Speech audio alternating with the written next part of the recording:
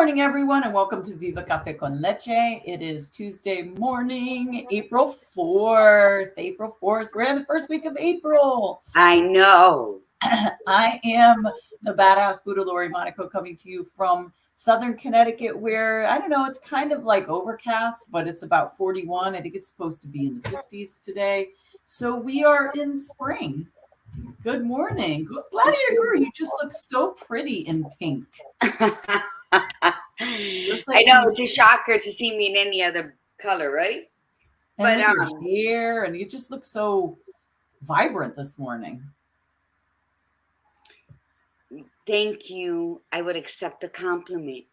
Hola, mi gente, aquí con la Margarita, your gladiator guru from Tampa, Florida, where I think I'm at the back of the house. I don't see like the sun, but it's 72.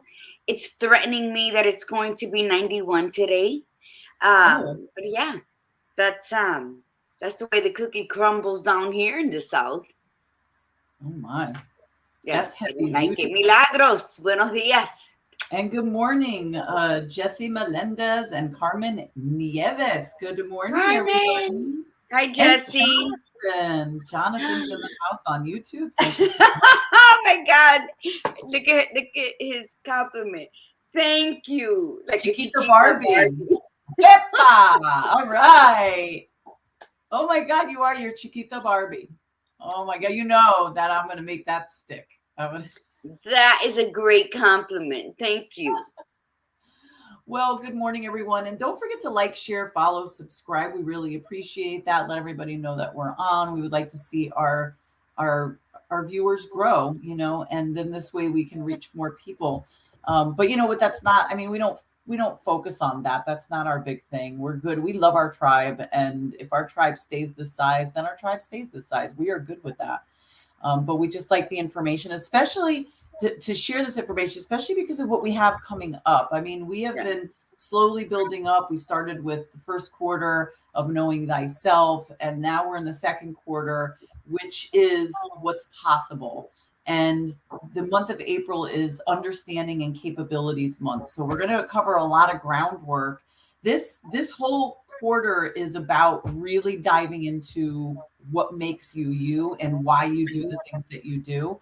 So if you're not really happy with your life and you feel like you want more, then this is going to be the conversation over the next 3 months of what makes us the way we are. And then what we can do about it. Nothing is set in stone. The brain is what's called plastic. They say it has neuroplasticity, which means that it can reshape itself and it can change itself because it can form new connections and break old connections and habits. So we're going to start those conversations, and this is really going to be cool. And then the summer quarter, the third quarter, is all going to be about taking action. So Gladiator Guru and I were talking about it, and we were very excited about this quarter, especially, and next quarter. Like, we're just thrilled, like the buildup. So good morning, Tiffany, Brian, and Iritza. Good morning, everyone. Thank you for being here. Yes, thank you. The whole from January up until last Thursdays, it was amazing. It was an amazing growth session for me, because sometimes we know things, we've read about them, we've taken a course on them, and then bam, life showed up like slut magic and like just got in the way of all of that. And then you had to tend to this and tend to that and rearrange the furniture here, out there, and in here. And then you sort of kind of just, that lesson got dulled. It's like that knife that you have to filar de nuevo. So I gained a lot of tools. I changed some perspectives of what I was feeling and how I should go about doing things in a way that it was selfless without being selfish. So I was really like in awe of January through March, and the thing is, when you work to name the titles, to talk about what are we doing and how should we, put it out there, and then you actually hear it boomerang back to you, that's where you got to sit in your peace. And then, so the ones coming forward, I'm just as excited, if not more, about it, because it really reaches the core of things. So, pay attention, participate, and take notes. It's always easy to go back on YouTube and rewind and rewatch certain parts of what was said, but whatever it is that floats your boat on how you're going to receive the information and allow it to absorb into you, do it. Because I'm sure it only takes moments in your day. I think that's, I mean, you can save things too. I mean, if something really resonates with you, then you can save the video on your YouTube channel. And that's the nice thing about having that signing into YouTube, because then you can always save it. And I don't know. I guess you can do that with Facebook. I would imagine so, right? You probably can save a video or things like that. And I'm glad that you feel that way, Gladiator Guru, because I felt the same way. And we are nothing but growth. I mean, we're always learning. We're always learning things about ourselves, and the goal is to do better. And then we sometimes don't always, and then we have to redirect and sit back and look at it through discerning eyes and make corrections. But in the end, what it's leading all of us to is our truth, who we really are, and living that way with no apologies. And if you've lived a life where you feel like it just wasn't enough, or you felt like there was a yearning that there's more to it, then there's no age. There's nothing that's going to tell you that you can't, and who knows? I mean, look at all these older people that have just decided to do the craziest things that they never did when they were younger. I mean, you have like elderly people jumping out of planes, and there was this cute story, I think it was back in January. Yeah, it was January, where it was this grandson and grandma, and the grandson was in, I think, his late 20s or early 30s, I think late 20s, and the grandmother was like 90, and he travels all over the place with his grandmother. Yes. And they gifted them, because she had wanted, one of her things on her bucket list was to go to Africa and do an Africa tour. And so they gifted her that so that she could go for the summer. And, they showed all the pictures, and, who would have ever thought here they're having this grandchild be born, and looking at this grandchild and looking at that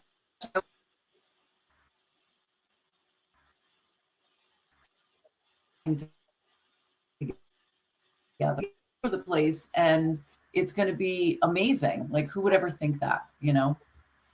It's beautiful, and you build those relationships with your children, and especially your grandchildren, when you build a relationship with yourself, because that just leaves so much room for accepting one another. Let me tell you, my grandkids, look at my 20-year-old granddaughter, does my nails and my tattoos. She wants to go and do 1 week of walking through Spain with me. And it's like my grandson comes over, and the first thing he's like, "Where's Wela? Where's Wela?"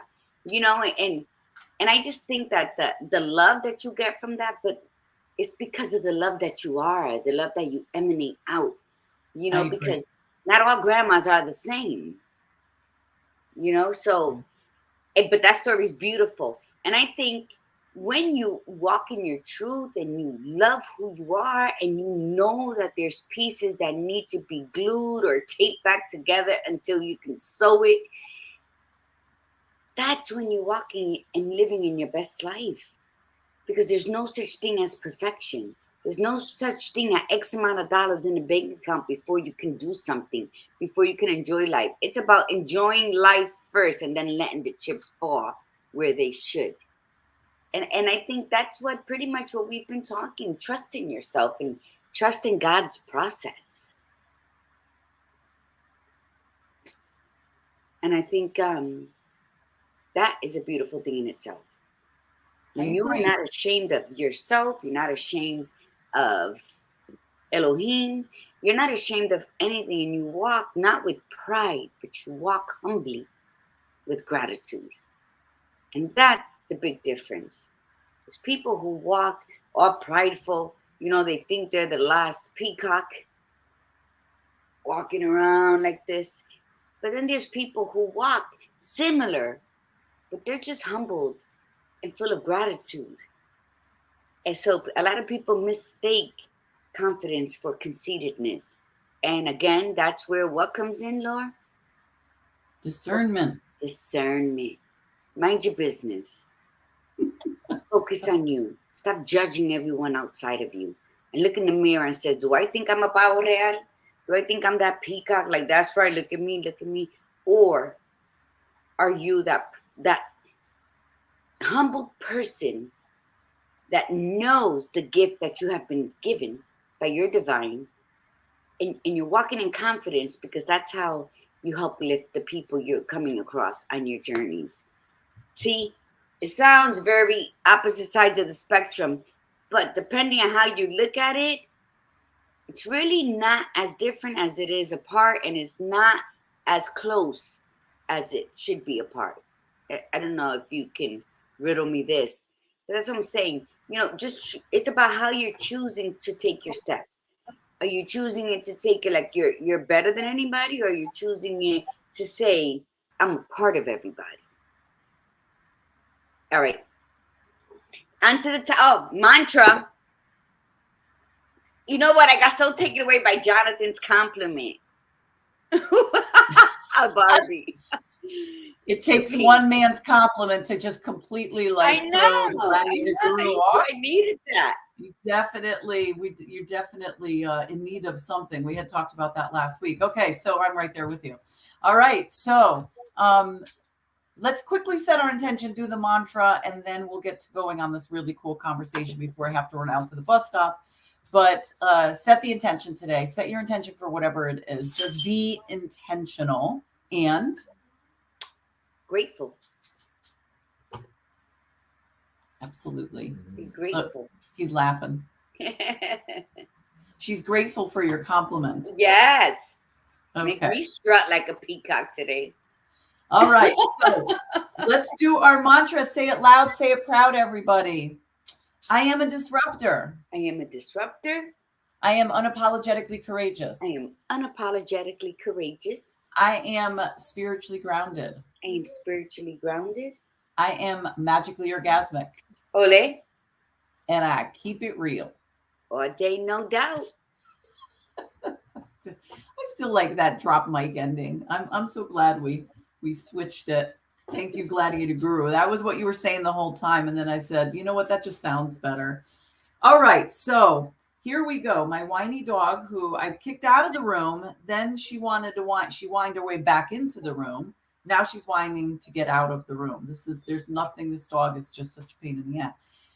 So isn't that interesting? We're talking about the pendulum of emotions from which I swing. And when we say I, we mean not just I, Gladiator Guru, and I, we mean all of us. So this is the sentence that we will say, that you will say, that I or Gladiator Guru will say, the pendulum of emotions from which I swing. We're going to start our conversation on Understanding and Capabilities Month, talking about emotions. We're going to be talking about emotions today, just generally. We're going to be talking about them on Thursday. We're going to continue them on Tuesday. And then we're going to end next week's session, the Thursday session, with how strong you actually really are. And we're going to look at these emotions as not, we want you to go through this week and next week, knowing that your emotions are powerful. They're necessary. And when we push them down, or when we make excuses for them, or we get angry at our emotions, or when we try to hide them, it only creates more problems. And we're not necessarily saying that to be an emotional hot mess all the time. What we're saying is that what we're going to talk about is what they mean, what they do for you, and what the best way to be able to nourish yourself, nourish your spirit, nourish your soul, nourish yourself, and really emphasize your capabilities is by honoring your emotions. And that's going to be the big focus between today and the end of next week. Okay, so what do you think? The pendulum of emotions from which I swing. What makes us us? Gladiator Guru? What do you think? What What do you makes think, us? Sasha? Every single thing that has happened to you has created all of the pieces of you. See, people go around saying, I wish that never happened to me. If I can go back in time and change that, then you wouldn't be who you are today. I think when the pendulum, especially when you have the balls that you hit one and they all go this way and that way and that. But it's also how we are. We are the tick-tock of life. Tick-tock, tick-tock. 86,400 seconds in a day. Tick-tock.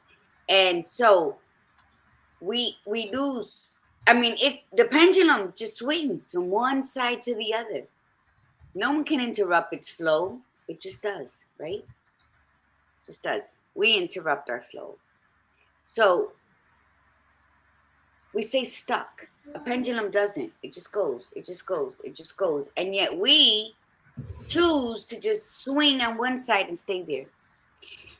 Your emotions are to be felt. Emotions are they're like your fingerprint. The pendulum of emotions in which I swing.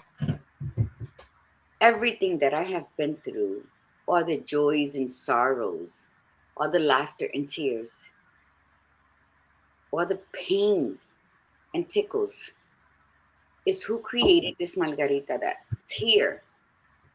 Does it create an emotional breakdown at times? Who doesn't have a breakdown sometimes? Who doesn't cleaning the bathtub, listening to Mark Anthony, and a verse comes on and it brings you back 20 years ago, but it's not the happy memory you're invoking like something that you didn't face.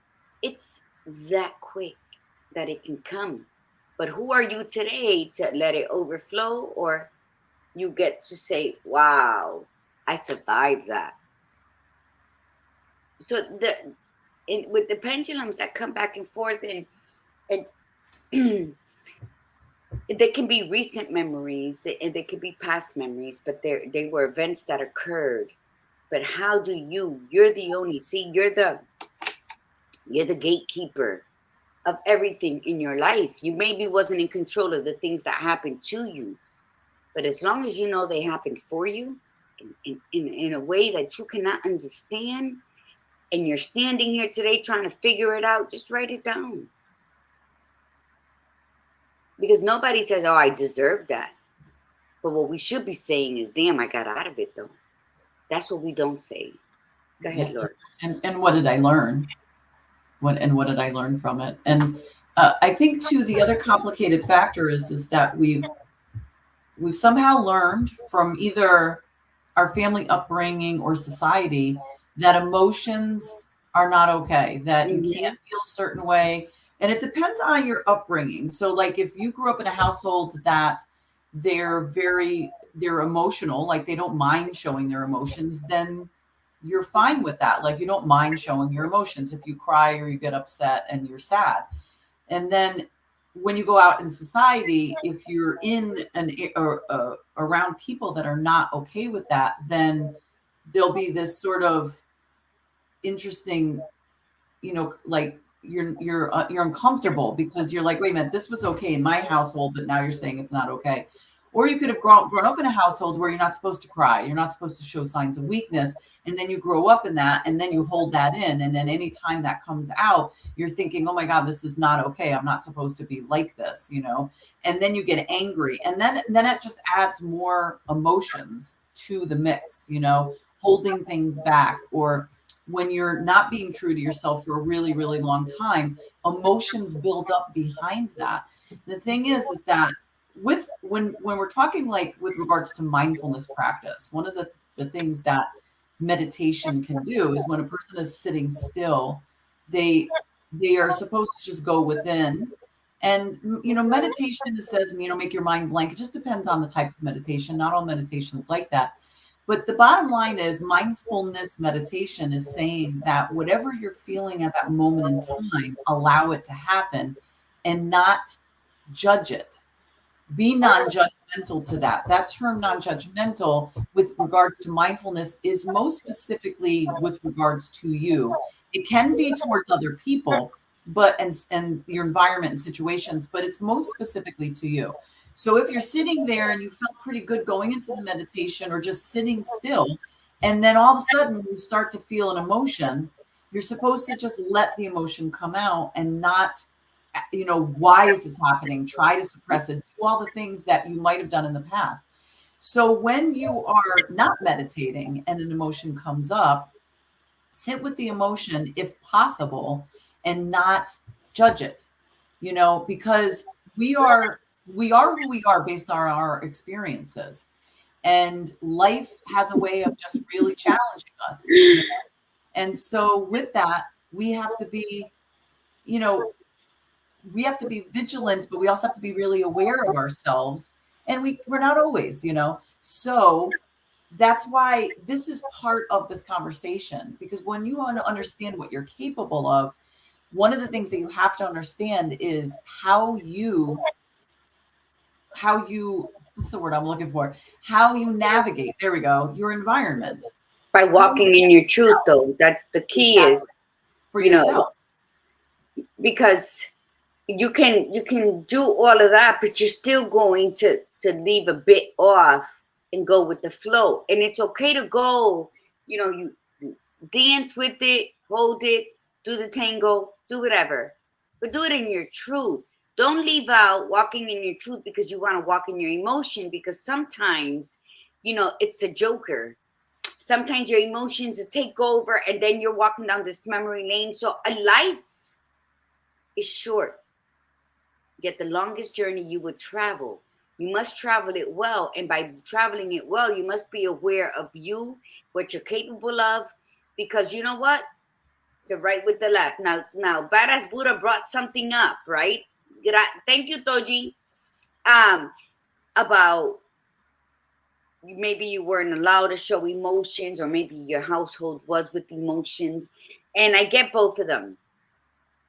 And Iris wrote, they told us, you want to cry? What are you crying for? Stop, or I'll give you something to cry about. That was classic in a Puerto Rican household. Yes. But let me tell you, I did not cry. And I loathe when people just break out crying in front of me. Like, why are you crying now? And in my case, I don't even know what kind of case to call it, but my mother cried all the time. My father would hit my mom and then cry for her to forgive him. And then she would cry. It was just a great clusterfuck of pity crying going on. So I despised that. Yeah. Amongst other things that happened to me at that early age, right? But this was before I started getting molested. This is my memory at 5 and earlier.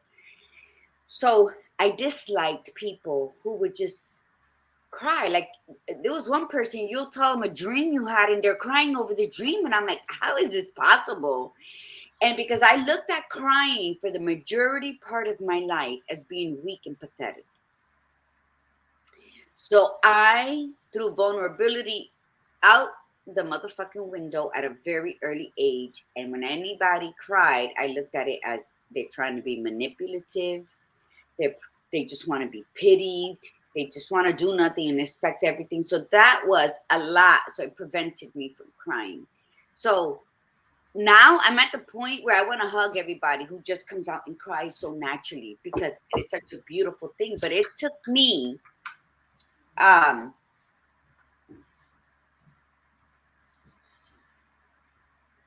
47 years to cry. I stopped crying. The last cry I remember, I was 6, and it all began again when my mom passed away when I was 52. It's a lot of years of not crying. Maybe there's a lot of years of making up. I don't know. Maybe I need to find someone that in a relationship that's going to be deceitful so I can cry. I don't know. All I'm saying is that with the pendulum of emotions, I still have a lot of work to do on myself. And when you admit that truth to yourself, then you know you're on your right path. Well, we all do. I mean, we're all a work in progress. I mean, that's the beauty of it is But any admitting it to yourself is not. When people say, oh, I don't like when people say that. Why? Because I don't. Then figure it out, because that's your issue, honey, not mine. right, And right. then they're like, well, I just don't like it. It makes, well, no, then why? We like things for a reason. We dislike things for a reason. So I think when you walk in your truth, and when you share things about yourself to yourself, reintroduce yourself to who you are today. You can't just go through life thinking you're the same person you were 10 years ago. Take time, go to a cafe, go to the mall by yourself, go walk on the beach, or do something with yourself. I don't care if it's just an hour, but reintroduce yourself today to yourself. Because we've been learning a lot. We've been learning how resilient we are with all the news happening, with all the price gorging going on in grocery stores and gas stations. I mean, and the resilience that we are. But are you introducing yourself to the person today who's adapting to these rapid changes? Are you introducing yourself to the person who's adjusting to the rapid changes across the board? And you're still staying true to yourself, because shit's gonna happen to you and all around you. But the key, the mastering key of what you do with that, is how well you know yourself enough to know how to adjust and navigate what's going through. So the pendulum that we're talking about today, from which I swing, is very important, because life does not stand still. And the badass Buddha has some interesting things to share when she gets back on this, her take on this. Because the reason we love to talk about the titles is because we always come up with the same but different concepts. And I guess it's the way we word it. But, you know, that pendulum's going to keep going. Just like the sun's going to rise every morning, and then it's going to set ever so slowly to allow the graceful moon to rise. And it doesn't matter what happened in that day, they're going to continue to do what they do, what they were created to do. We're created for many, many things. We were created to accomplish great things. But kindness, gratitude, and love. And we always put those three, whether behind us or we sit on it and allow people to treat us however they want. So that pendulum of emotions, you control. It's going to do this and it's going to do that. But in it, that's your flow. It's not that you can't control it. It's just flow with it. Build boundaries. You build the boundaries. You keep a safe distance from people. You create your space. And then you say, this is it. This is it. And yeah, Jonathan, the truth hurts. Exactly. To reflect. And I would like, the badass told me a story yesterday of an interview she saw. And it was so coincidental, or was it? I don't know. But she's telling me about this interview. And I was like, it's amazing, because I had just written something and I added something similar to what she heard on this interview. And I believe Jonathan and Iris and Toji and everybody on today, Milagros, that it's like we're raising the shades. We're raising the shades of our eyes, and we are truly looking at the reflection in the mirror. And it's scary, and there's changes to be done. So we're going to have to organize to eliminate certain things in our lives to fit into the life that we are walking into. And that's where the truth hurts the most, because half the shit you thought was so important for you to acquire last year and the years past are not going to be accepted. They're not acceptable luggage into the life you're heading into. When you open your eyes and you realize that all we have is what we were born with. and it was our responsibility to create something with that, to grow into our purpose. So when you do look into the mirror, right? I don't even know if I have it. No, I don't think I have it. But I want the Badass Buddha to share that because it was really good. And it talks about that reflection. And I don't think I have it. Oh yeah. And Jonathan. I have it because I'm always making a mess.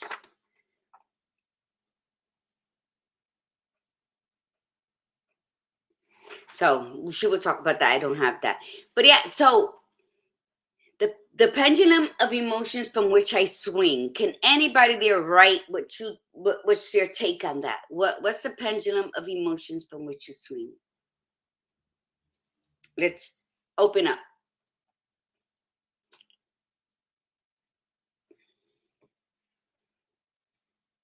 Anybody? You know, Jonathan, every time somebody said, yeah, because the truth hurts, it brings me back to my favorite quote where it says, in life as death, why does everybody love me but hate you? And death replied, because you are a beautiful lie and I am the painful truth. And you can literally take that as life and death, or you can take it as the life you're choosing to live, causing, the death, or avoiding the death of the old you in order to continue on with the new one. I mean, you can take that quote. It doesn't mean the beginning of life and the end of life. It could be the beginning of the end for how you're living and the choices you're making. And I think it's so beautiful because to me, that is truth. And anything that is truthful, people think it's the end. Just like a confrontation. If Badass Buddha and I have a confrontation, and anybody who knows me knows that that's my love language is confrontation. People automatically think that's the end of a friendship. Confrontation is the beginning because now you're showing who you truly are. If I'm important enough for you to come and tell me something, that means it's amendable, it's workable. It's now we're learning to the core of who we are and what our boundaries are. So when you look in the mirror, tell yourself the truth of who you are, the good, the bad, the ugly, because we carry a lot of ugly with envy, with jealousy, with self-doubt, with everything that is preventing us from becoming who we really are, which is called self-sabotage. But then we point fingers because no one helped us.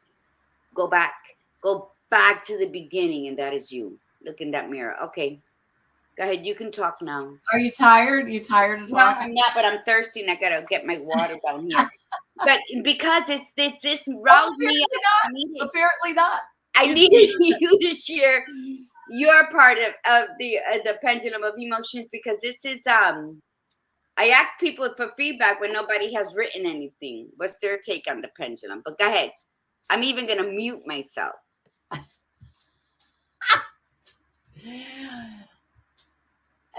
When you're really stepping into yourself, like we had talked about this. We talked about awareness. We talked about acknowledging, accepting, and accountability. And emotions are part of that. They make you who you are, and you don't need to be embarrassed by them. With regards to that comment that Edith wrote before is, I'll give you something to cry about, don't cry. Understand that those comments are from individuals who themselves were taught that very same thing, and becomes a legacy. This is something that's handed on because you weren't allowed to, because I wasn't allowed to do that. I am not going to let you do that. And these are individuals who are also hurt. They wanted to be able to express themselves. They weren't allowed to. So damn it, I'm not going to let you express yourself either. So you have to stand up for yourself and say, like Gladiator Guru always says, no mas. Like, this doesn't work for me. Like, that's not okay for me. Like, if I want to cry, I'm going to cry. If you have a problem with me crying, that's on you. And that shaming kind of thing is you're never going to be able to control a person's shaming. and you have to protect yourself from the shaming. But if you want to be able to cry and it's frowned upon in your immediate environment, then find places to be able to do that. It's very cathartic. When you release any type of emotion, it's very cathartic. You know, people are always hell-bent on, oh, you have to have that, you can't do this, you can't do that, you can't be this way, you can't be that way. Do you know how angry everybody is?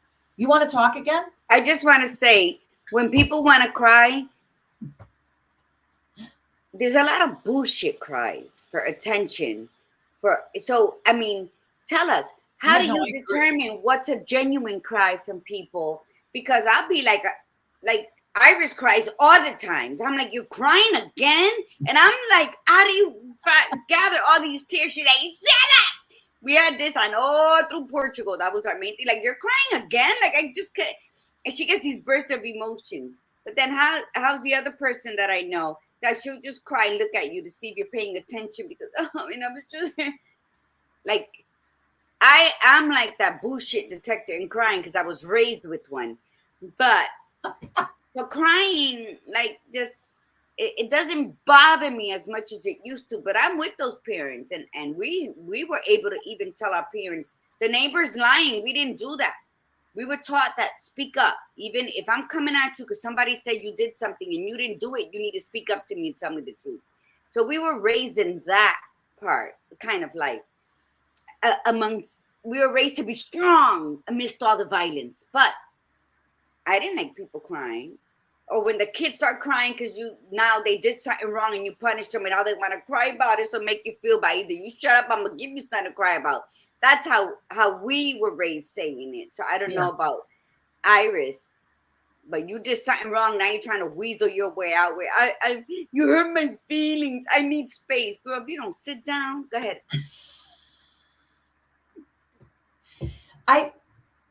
There's nothing wrong with releasing emotion. And you're right. Being able to discern between the bullshit and the real. But we're talking about you. Like, you have to ask yourself these questions. If you are getting emotional in front of a group of people, you have to really, really dig in and say, am I being emotional to get my way? Or am I being emotional because it's bothering me? And this is the part, like, nobody can make, force you to be accountable. You just have to decide to be. There's people in this world that, that is their go-to, that they will get emotional and they'll cry purposely to get their way. And they don't want to give that power up because that's who they are. And that's fine. That's who you are.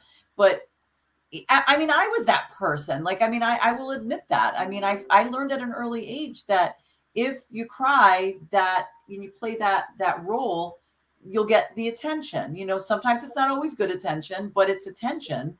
And sometimes you get what you want. And especially if you cry enough, but then it started to turn on me because I started to be around people that and I was always very emotional anyway. I was always really sensitive.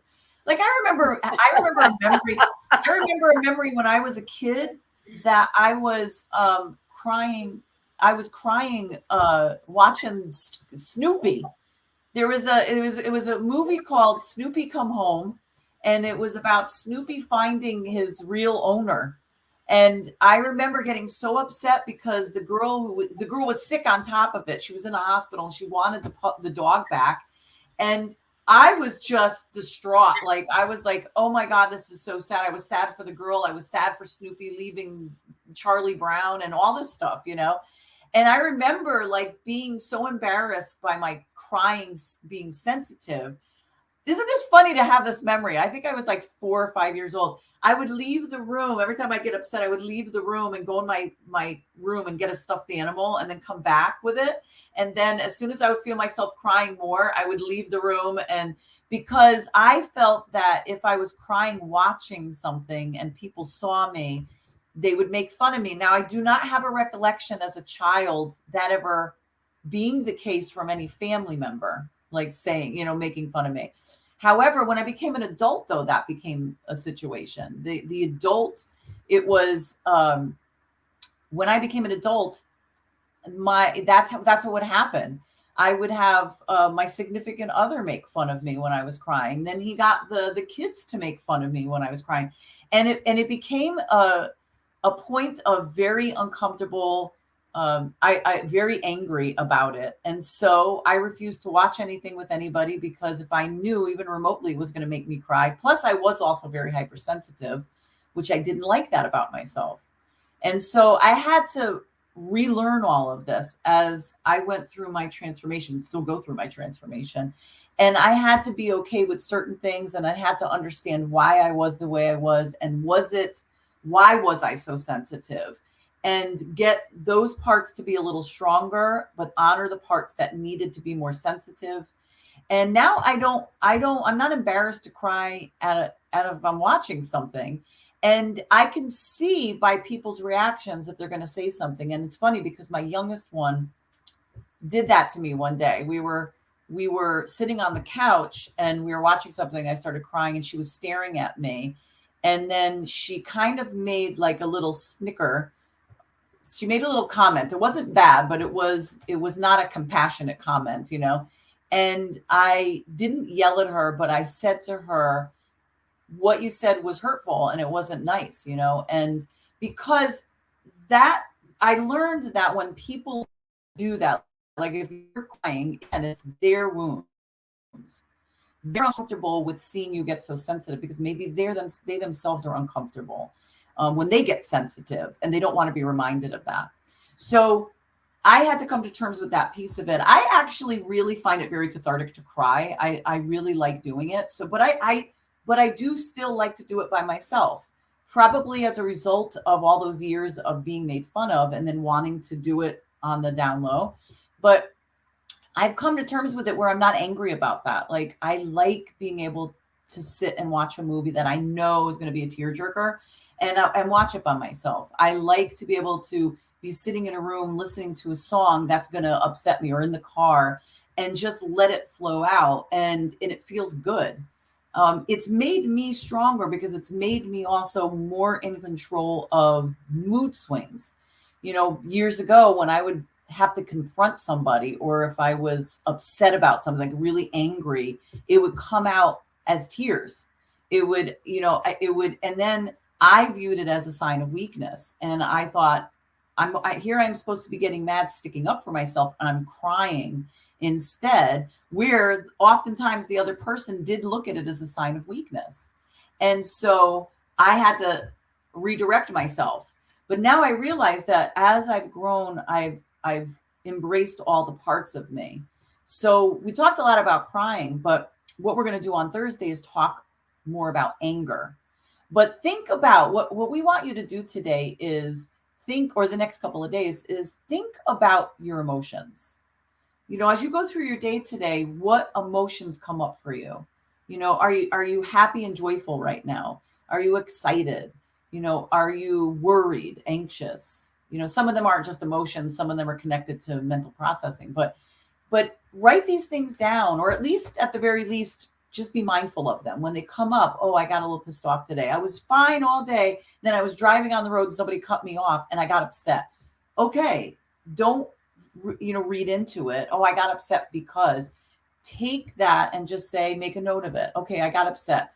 You don't have to say whether you were right or wrong to get upset. Yes, I had every right to get upset. They cut me off. That's not the point. It's just to acknowledge it. And then maybe at the end of your day, just jot down what was my day like today? Let me run through it. What emotions did I have today? You know, what and how did I feel about those emotions? That's the other piece here. Am I a moody person? You know, does something get me triggered really easily? Did you know, and if I was emotional, what did I identify was connected to that emotion? Like, why did I go from here to there? You know, if I was having a great day all day and then something happened, that person cut me off. Okay, I got very angry and I was angry for the next hour after that because that person cut me off. You could just write that as a note, but that's not necessarily, that's part of the excuse, which is legit, but there's more to it. And we're not judging. We're not judging the anger. We're not judging any sadness, sorrow, happiness. Of course, we always want to be happy. That's the big thing. We always want to be happy, want to be joyful, but we're not going to say that one's better than being sad today, or being angry today, or being frustrated, or down, or whatever. We're not going to say happy's better. It just is.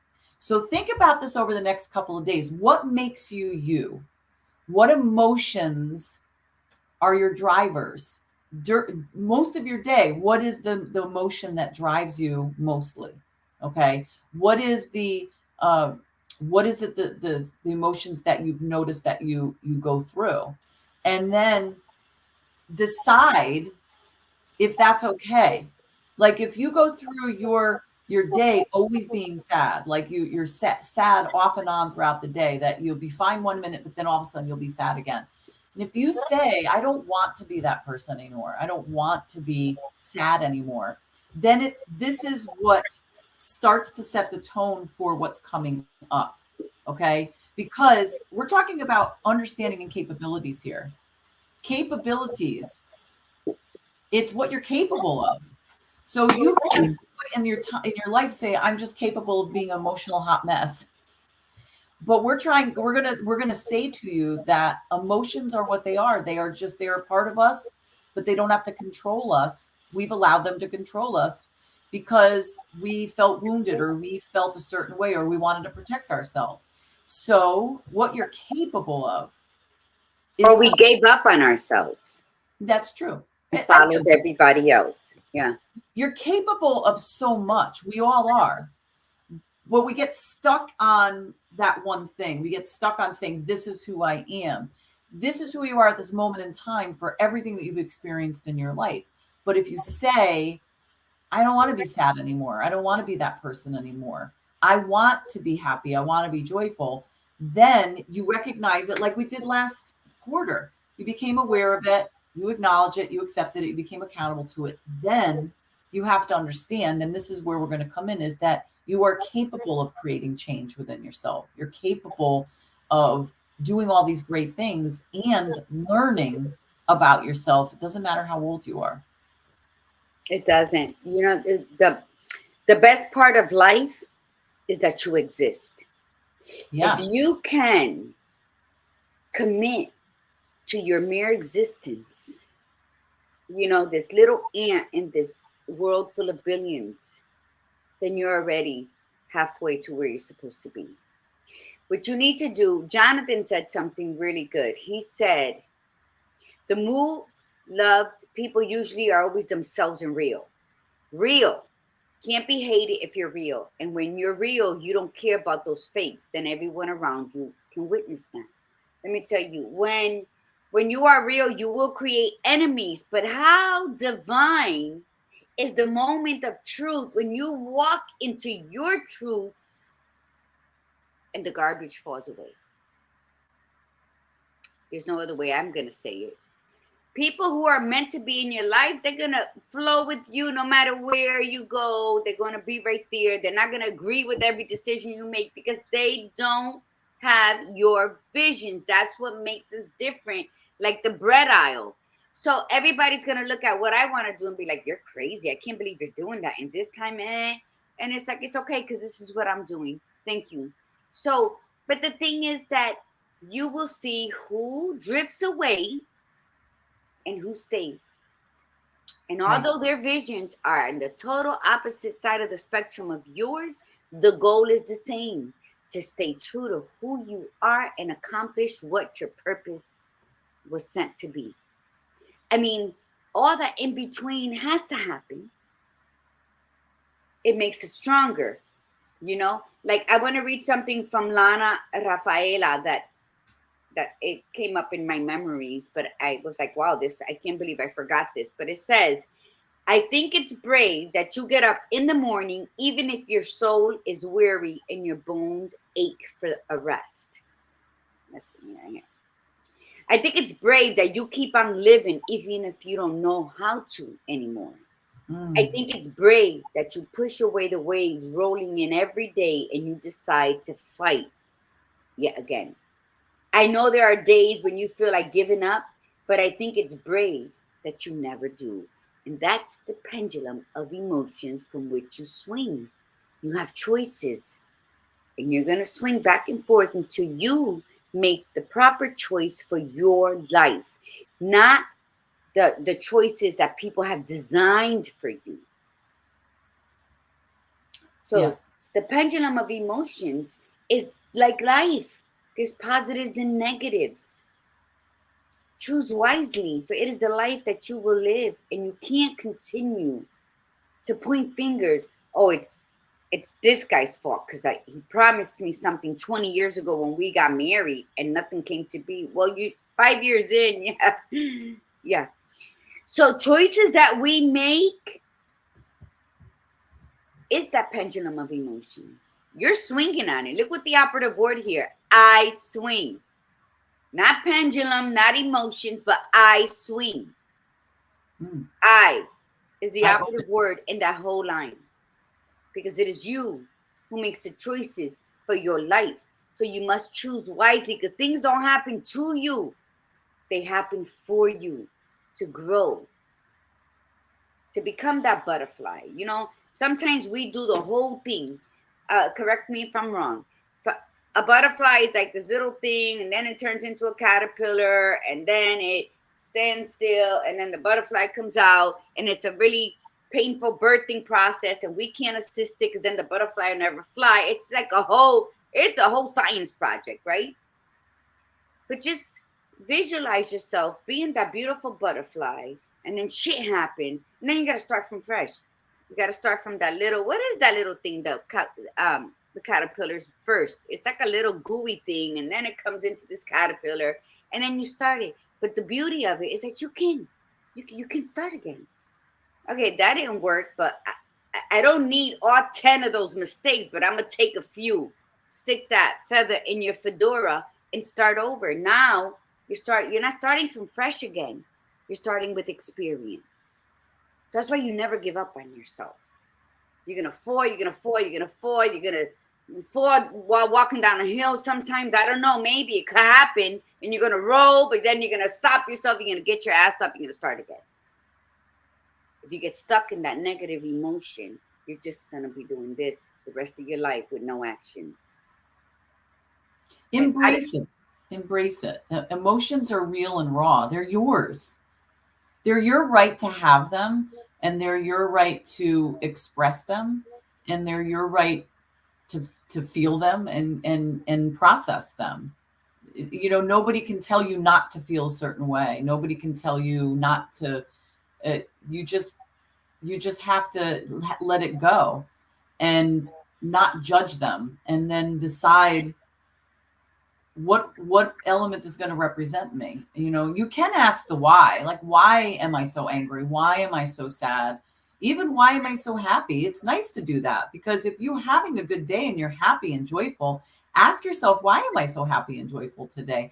Because maybe it was something you did, or something somebody said, or something that you created, and then you want to replicate that. It's the same thing with the anger and the sorrow, like the quote negative emotions.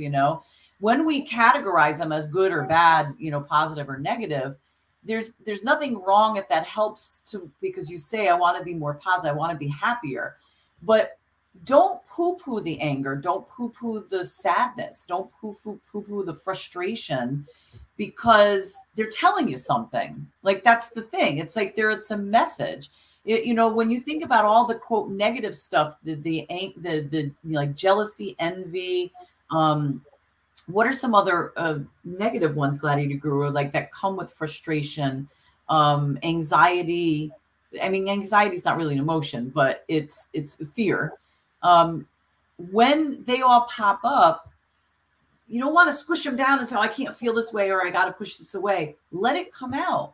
And then say, what is it that you're trying to tell me? What am I supposed to learn here? What am I supposed to do with this?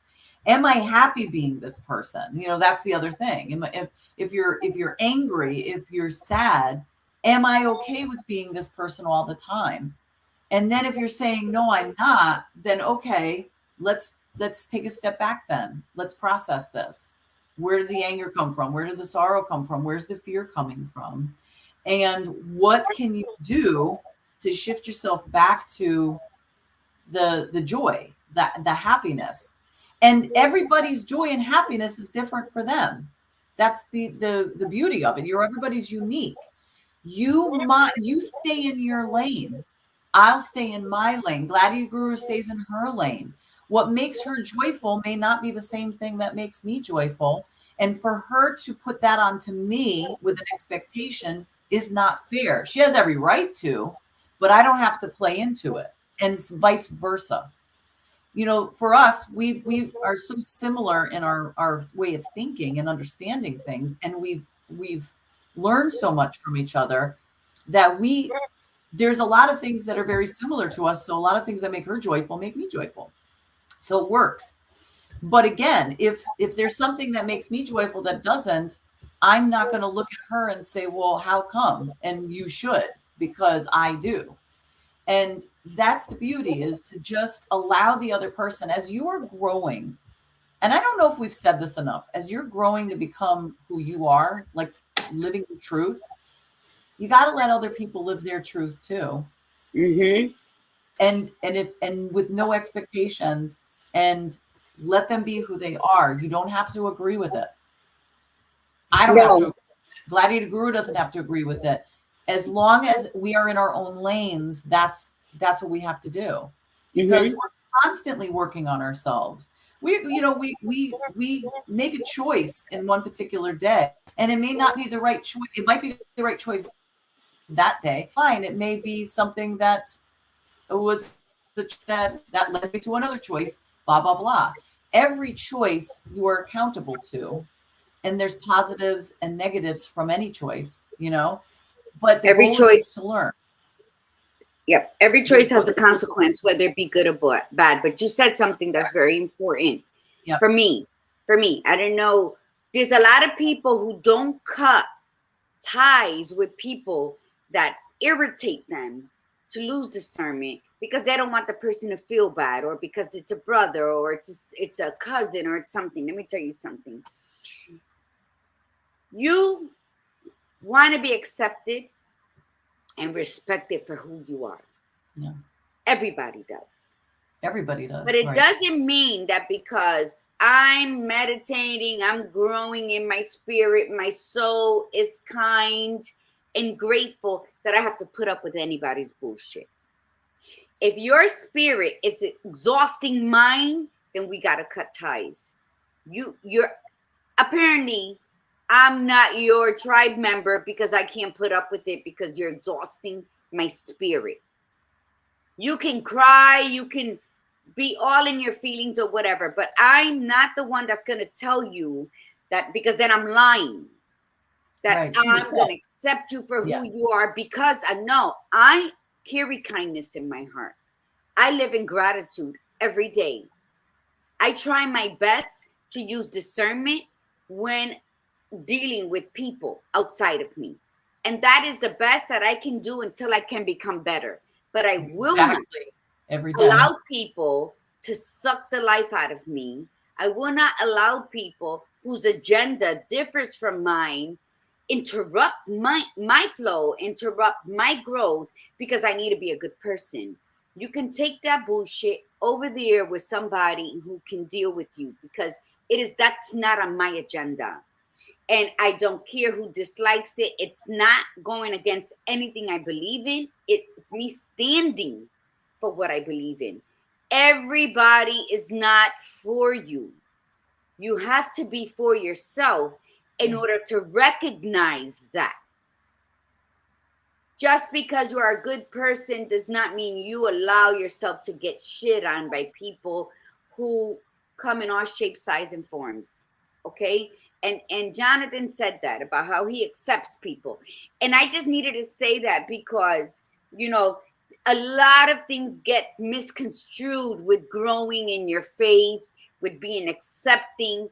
I cannot grow healthy if I have toxic people around me who I say I cannot release because they are so and so and so to me.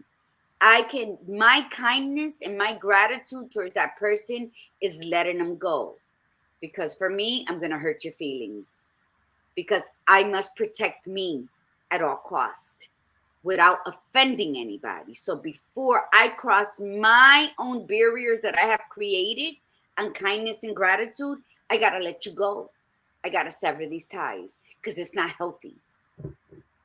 When you speak your truth, you will be disliked. Be disliked as long as the light of truth is shining upon you and coming from you, from your core. Because the pendulum of emotions, it's really acknowledging, accepting, feeling, releasing, being aware of who you are so that you can accept those around you with their differences that are not negative. Because you know what? The devil was the most beautiful angel, and he too has wings. So the facades of people are going to test you. They're going to test you. So who are you and where are you standing in your truth? Where are you defending your right to be happy? Where are you protecting your choices to be made that shine light upon you so that you may be a light, a beacon of light for those around you? You can't do that with negativity. You can't do that with false hopes of maybe they're going to change. That is not your gig, to fix people, to amend them, to put them together until they realize their worth. It's about treating them with respect. It's about showing them that life can be better by walking in your truth. What do you say, badass? Because really, we're not here. If we're here to be fixers, oh, marone me, I'm in the wrong kind of job with the wrong tool set. I want to say good morning to my friend Priscilla. Good morning, Priscilla. And so she wrote, sometimes it's hard to recognize the toxic when we want to help the ones we love and don't realize the toxicity of the relationships. You know, I Priscilla, think, and this goes to what you were saying, Gladiator Guru, and with Priscilla saying is that, Priscilla, there's nothing wrong with helping people, but you have to decide they have to do the work. That's just it. They have to do the work. If somebody is asking for help or you see it that they need some assistance and you provide the assistance, you offer the assistance, they want to take the assistance, but they're not willing to do the work. They're not willing to see. You can't force people to see. So you have to just take that step back and let them be who they are, whether you agree with it or not, and it's what Gladiator Guru is saying is that for her spirit is the most important thing for her. And that means that if it means pushing away these individuals, then she has to do that. But she's going to be forthcoming about it and honest about it. And if they're not happy with her about that choice, it's their on them. Right. Mm-hmm. So they're not going to be happy. Go ahead. We're coaches. A coach's job is to help people fix themselves. But the operative term is to help them fix themselves. So when you had said, Gladiator Guru, before that about fixing people, you have got to want to be fixed. You have got to recognize that there's something to fix. And then you have to do the work. The therapist and a coach's job is to just guide you, give you the tools, give you resources, give you the Q-tips to clean out all the barriers you put up so that you can listen to yourself. Right. It goes back in your ears and then you're like, oh shit, I'm a genius. I figured it out. Because that's what we have to do. They're not there to hold your hand. Well, they're there to hold your hand in the tough times, but they're not there to hold your hand the whole time. They're not there. They could be a cheerleader. They could be the biggest pain in your ass because you have to know the truth. And the ones that really want to stick with it are the ones that really want to make the changes. The ones that resist it and argue the fact and say, oh, well, that's not how I am, or that's not who I am. They're not ready to really release, and they may never be. And that's their path. That's fine. It is. So, and it's hard when Priscilla and you're like what you're talking about, I'm assuming it's family, right? So it's hard when it's people that are close to you because you see it. And then you have to make that decision like Gladiator Guru was talking about and say, I'm just going to kindly step away because we're not going to work out. It's not going to work because I'm myself, you're yourself. And in order to respect each other's selves, then we have to not be together. And it's about knowing your truth. You know, It is. it's about learning about yourself. And I'm going to tell you that if you're an individual who has a lot of emotions, sorrow, anger, something to ask yourself, a question is, how long have I been feeling this way? Is this been, you know, a few months, a few weeks, a few years, decades?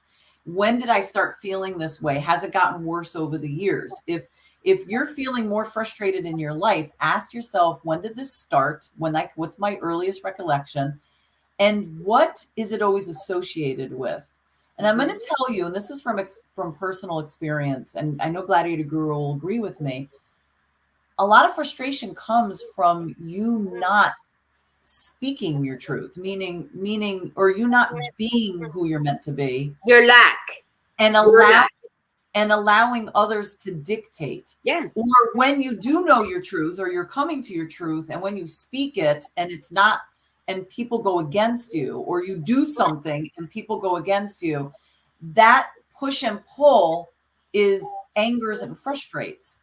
But that's where you have to actually take that step back and look in discernment and say, okay, am I angry because they may be right? Am I angry because I'm not living my truth? Like, you analyze it. And then you look at yourself and say, this is who I am. This is who I want to be. And then you say to yourself, yes, you know what?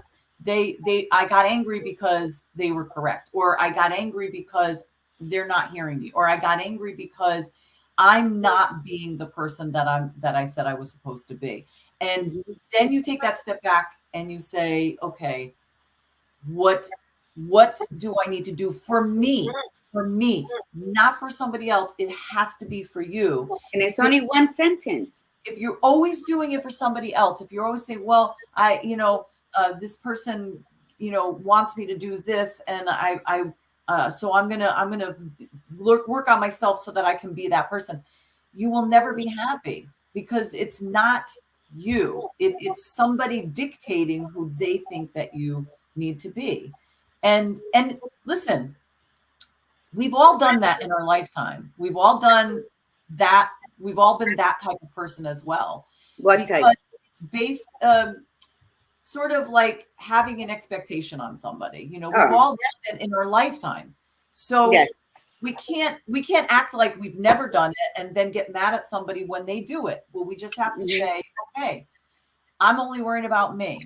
If I don't want somebody to have an expectation of me, then I'm going to have no expectation of the person.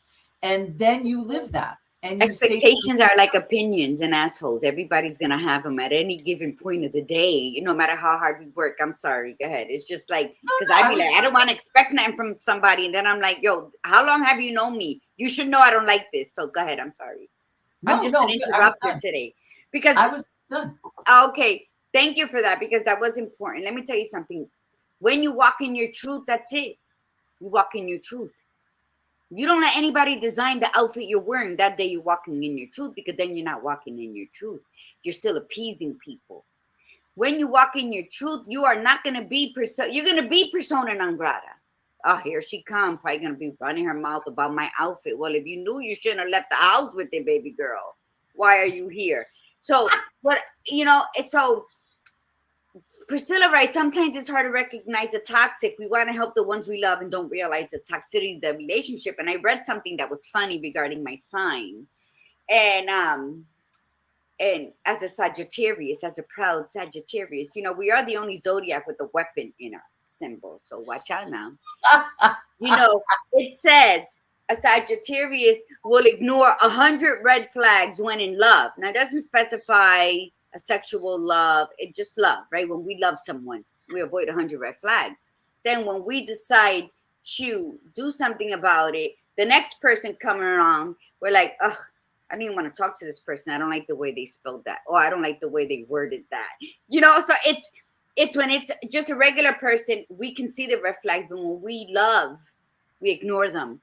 And let me tell you, that's for every sign across the board. That's for any human across the board, because that's what love does. It blinds us, because love comes from God, and it is too huge for humans to comprehend. And this is why we are constantly getting it wrong and putting condition on it. So I think the best thing for us to do is to be real, honest with ourselves.